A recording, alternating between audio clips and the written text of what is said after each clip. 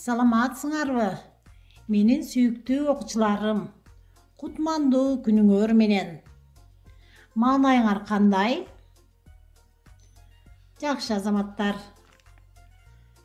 Убагында сабакты кунт коюп карап отургун, ар бир айткан сөзүмдү абайлап анан тыңдагын, тапшырманы аткарып, группага таштагын. Азыр анда эмесен биз сабакка алтын эрежелерди кабыл алабыз. Сабакты кунт коюп угуп көрөбүз. Берилген тапшырмаларга туура жооп беребиз. Сабакка активдүү катышабыз. Азыр балдар, мен силерге бир нече ташмактарды айтып көрөйүн. Ойлонуп көргүлөчү. Бозоруп кирип, кызарып чыгат. Бул эмне? Табышмактын жообу.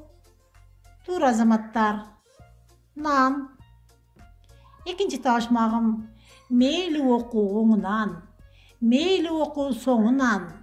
Тынбай желчү кайсыдам тамактардын баарынан ойлонуп көрөлү.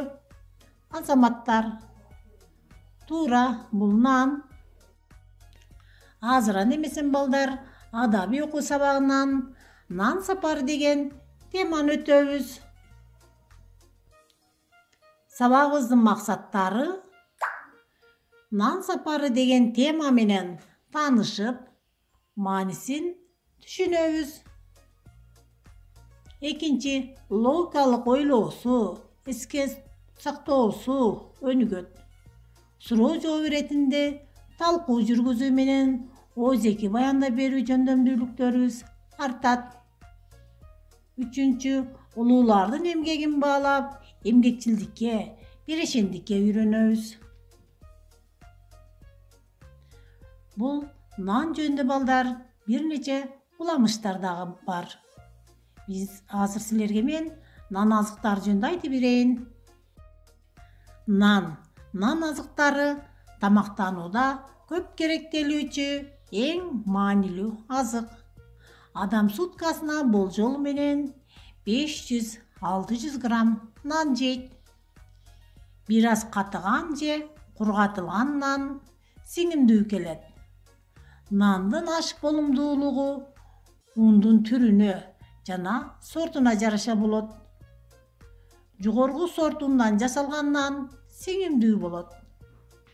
Нан бышыруучу өнөр жайлар нан азыктарынын жүздөгөн түрүн чыгарат. Мисалы, булочкаларды, шакек нандарды, кургатылган, ошондой эле диеталык нандарды чыгарат. Алар көбүнчө кара буудайдын жана буудай унунун же алардын аралашмасынан жасалат. Ошондой эле нан жөнүндө көптөгөн макалдар дагы бар. Нандан улуу тамак жок. Нан баарынан улук. Нан адамдын маңдай тери. Нансыз убакыт ачуу өтөт. Азыр анда эмесем китептен биз нан сапары деген текстти карайбыз. Бардык эле тамак аш жашоо булагы. Бирок анын ичинен нан өзгөчө орунду ээлейт. Нандын бир күн жок болушун көз алдыга элестетип көргүлөчү. Ошондуктан эл нан баарынан улук деп бекеринен айткан эмес. Нан дасторкондон орун алганга чейин кыйла жолду басып өтөт.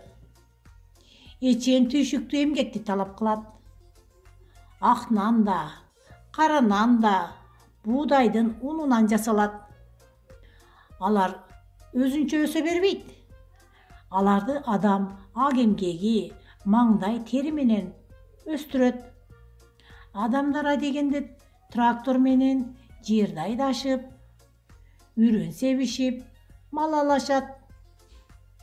Жердин ымынан, суунун күчүнөн улам үрөн көйкөлүп өсүп чыгат. Жашыл сабактар бара-бара бой керип баш алат. Буудайдан мол түшүм алуу үчүн дыйкандар убагында жер семирткичтер менен азыктандырып, суугарып турушат.